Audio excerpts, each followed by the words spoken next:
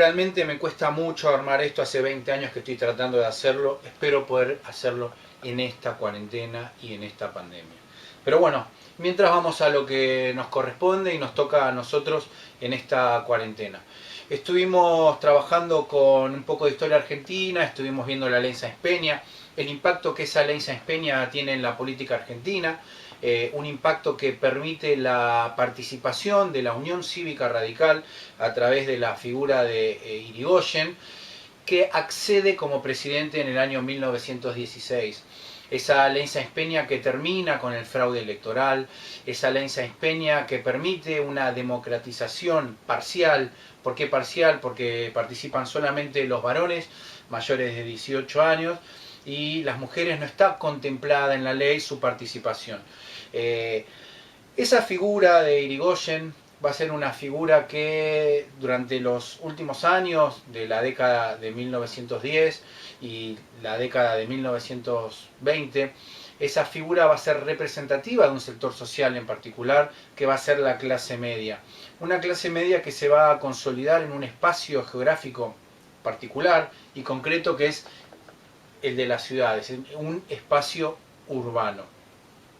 Estuvimos viendo que Irigoyen va a tener una relación particular con otros sectores que no son la clase media, como por ejemplo el movimiento obrero.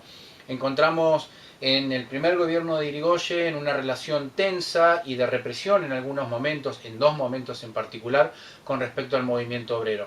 El primer momento es en la Semana Trágica, en el año 1919, y el segundo momento es en el año 1921, en la Patagonia Rebelde.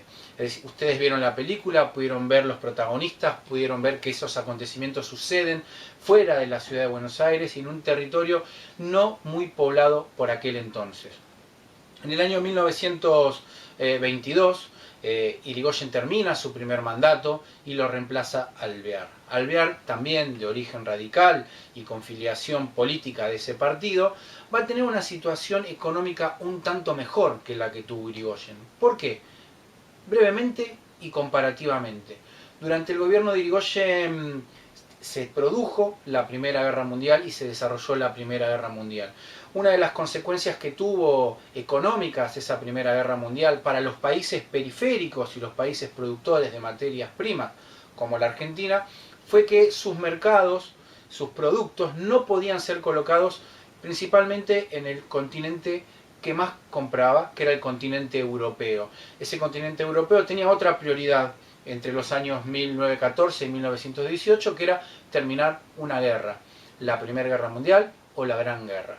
Por eso, Alvear, cuando asume en el año 1922, la guerra ya está terminada. Y encontramos para esos años que la economía mundial empieza a reacomodarse, el aparato industrial, el aparato de consumo a nivel mundial empieza a reacomodarse.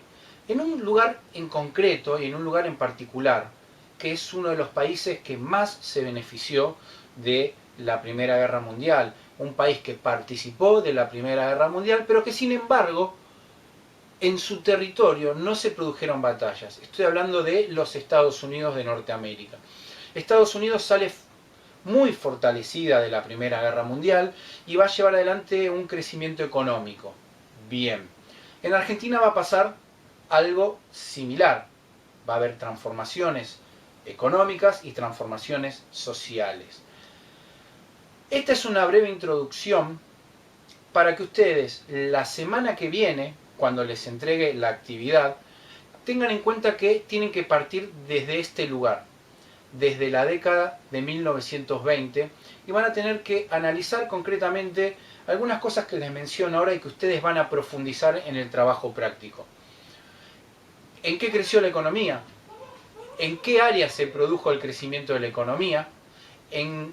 Tanto en Estados Unidos como en la Argentina. ¿Qué cambios hubo con la crisis de 1929? Es decir, se produce una crisis en 1929. ¿Por qué se produjo esa crisis? ¿Qué cambios trajo? ¿Y cómo afectó a la Argentina? Y por último, para la década de 1930 en la Argentina, tienen que comparar dos situaciones. Es decir, todo esto que acabamos de ver lo vamos a centrar en el análisis de unos imágenes que no sean ansiosos, no sean ansiosas, ya van a aparecer. Pero tengan presente todo esto que les estoy diciendo.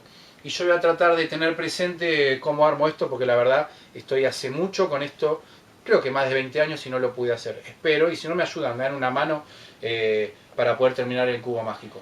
Nos vemos en el próximo encuentro y presten atención que la semana que viene tenemos la actividad final. Muchísimas gracias.